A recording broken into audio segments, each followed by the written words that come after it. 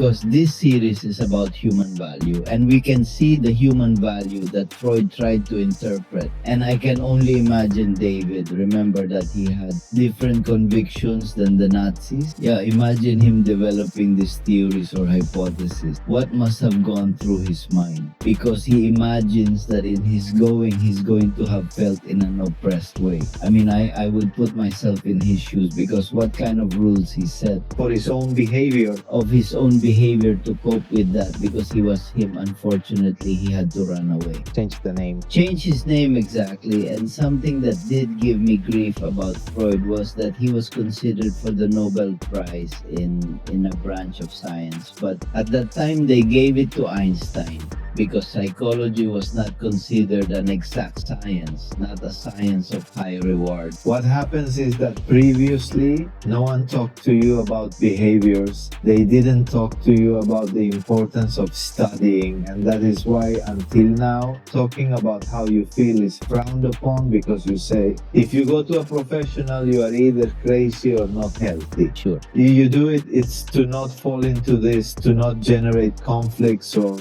because you don't feel good and you need to feel good about yourself. You have to analyze the battle you have inside. Sure. For instance, I'm not sure if you've ever looked into Freud's perspective on hysteria, such as one of his experiments involving women and their responses. However, hysteria was also broadly categorized as having sexual elements intertwined with it. Indeed, he believes such cases stemmed from unresolved sexual traumas experienced by women. This was how he approached the treatment. Through hypnosis, see within her unconscious, trying to analyze what was bad that person had within her life to generate this hysteria. So it was like cataloging them all, like there were no rules in the part of sexuality that they all unleashed because they had some. For instance, hysterical reactions were theorized as stemming from childhood trauma, such as an undirected response to sexual assault. Sure.